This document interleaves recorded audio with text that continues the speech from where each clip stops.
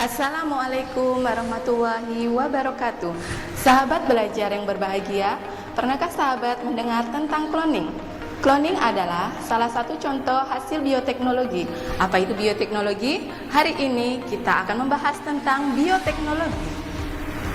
Sahabat belajar, secara harfiah, bioteknologi adalah ilmu atau teknologi terapan yang menggunakan makhluk hidup sebagai komponen penting dalam produksi produk, barang, atau jasa yang bermanfaat bagi kehidupan.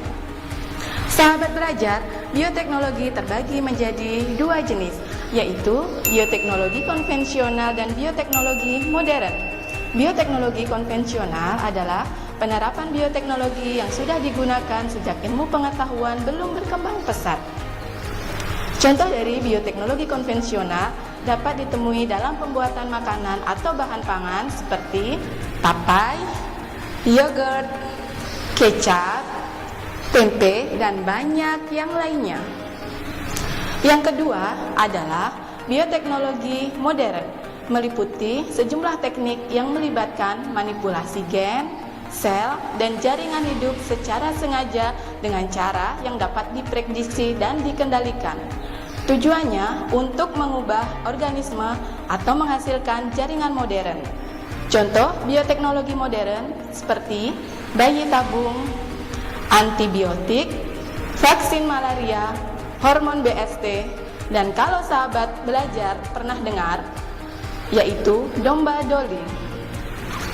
Sahabat belajar, dalam kehidupan bioteknologi memiliki manfaat, antara lain menghasilkan obat-obatan yang lebih efektif dan murah, menghasilkan antibiotik untuk membunuh penyakit yang berbahaya, mengurangi pencemaran lingkungan, meningkatkan hasil produksi pertanian dari tanaman transgenik, meningkatkan nilai gizi dari produk makanan dan minuman, menciptakan sumber makanan baru, dapat membuat makanan yang lebih tahan lama, dan biaya yang diperlukan lebih murah.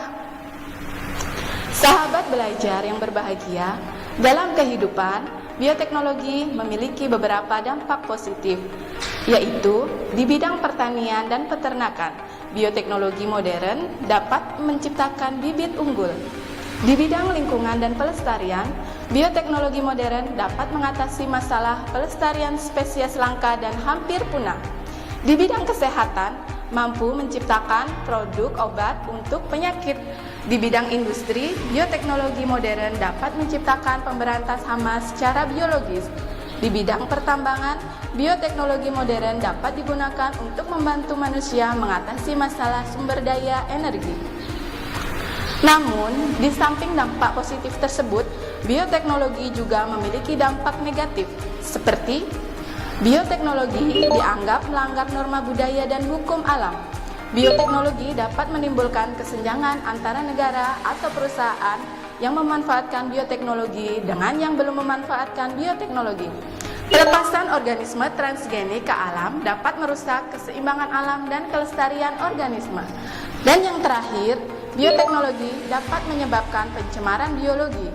Karena jika makhluk hidup transgenik lepas ke alam bebas dan kawin dengan makhluk hidup normal, bisa menghasilkan keturunan yang mutan. Sahabat belajar, dalam bioteknologi ada beberapa prinsip yang merupakan rangkaian proses dalam tingkatan bioteknologi itu sendiri, yaitu 1. Fermentasi merupakan proses mengubah bahan kompleks menjadi lebih sederhana menggunakan bantuan mikroorganisme. Proses fermentasi menghasilkan produk yogurt dan banyak lagi produk bioteknologi konvensional lainnya. 2.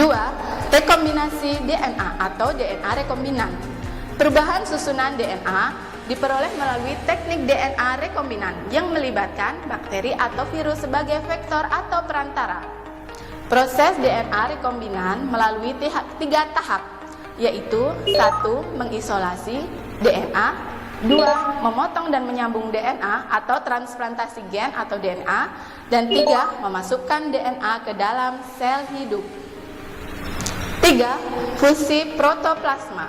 Fusi protoplasma adalah penggabungan dua sel dari jaringan yang sama, organisme berbeda dalam suatu medan listrik. Dan yang terakhir, 4. Kultur jaringan. Teori yang melandasi teknik kultur jaringan ini adalah teori totipotensi, yaitu kemampuan untuk tumbuh menjadi individu baru bila ditempatkan pada lingkungan yang sesuai. Sahabat belajar, demikianlah sekilas mengenai bioteknologi. Selamat belajar dan wassalamualaikum warahmatullahi wabarakatuh.